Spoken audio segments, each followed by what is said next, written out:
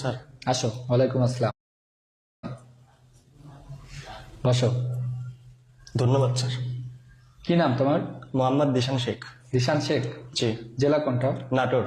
থানা? থানা বড়াইগ্রাম। বাবার নাম? মোহাম্মদ শাহিন শেখ। মায়ের নাম? মোসাম্মদ দোলেনা বেগম। আচ্ছা, তুমি তো সে বিয়ে করছো তাই না? জি না স্যার, বিয়ে করি নাই। তোমার নামে একটা মামলা আছে না? জি না স্যার। বাবার নামে মামলা আছে? জি না স্যার। ও আচ্ছা। বস, শুনতে বললাম যে তুমি টাকার মাধ্যমে এখানে আসছো। জি না স্যার, আমি কোনো টাকার মাধ্যমে এখানে আসিনি স্যার। আসো না? জি না স্যার। আচ্ছা, তুমি তো ভালোই। তোমার বাবা কি করে? আমার বাবা একজন মুদি দোকানদার। মুদি দোকানদার? জি স্যার। দোকান থেকে টাকা পয়সা মারো নাই? জি না স্যার। আচ্ছা, ভালো তো। তোমাকে চাকরি দিলে তুমি কত লক্ষ টাকা দিবা? জি না স্যার, আমি কোনো টাকা দিয়ে চাকরি করবো না স্যার। করবা না? জি না। বিয়ে করছো? জি না স্যার। গার্লফ্রেন্ড আছে? জি না স্যার। এই বয়সে গার্লফ্রেন্ড নাই? আমাদের তো 5-6টা থাকতো। জি স্যার, আমি ছোটবেলা থেকেই আমার স্বপ্ন আমি একজন সেনাবাহিনী সৈনিক হব। সো তার জন্য আমি এগুলোর মধ্যে যাইনি স্যার। যাও নাই? জি না স্যার। আচ্ছা, তোমার পরিবারে কে কে আছে? স্যার, আমার পরিবারে 5 জন সদস্য। আমি, বাবা, মা, ছোট ভাই এবং আমার দাদি। তোমার পরিবারের ইনকাম কে কে করে? আমার বাবা করে। তোমাদের মাসিক ইনকাম কত?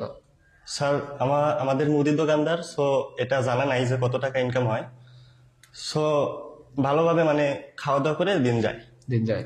জি। আচ্ছা, তুমি বলো তো, 1 কেজি তুলার ওজন বেশি নাকি 1 কেজি পাথরের ওজন বেশি? দুটাই সেম স্যার। দুটাই সেম? জি স্যার। আচ্ছা, তুমি বলো, এই রুমের ভিতরে একটা ফ্যান চলতেছে, জি। একটা দরজা আছে। জি। এখন এই ফ্যান চলতেছে, ফ্যানের বাতাস চতুর্দিকে যাচ্ছে। হ্যাঁ। কোন দিকে বাতাস বেশি যাচ্ছে?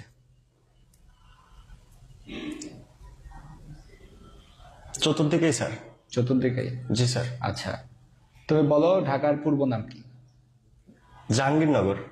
বাংলাদেশ সেনাবাহিনী প্রধানের নাম কি?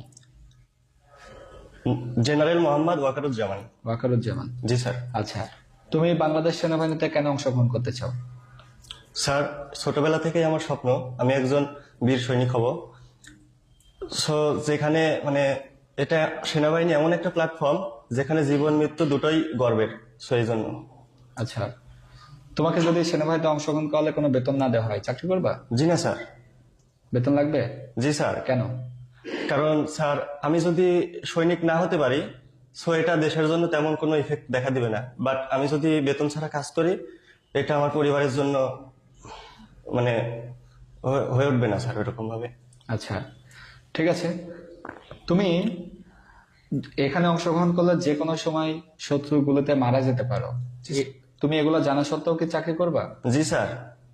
আচ্ছা, তুমি কি সবসময়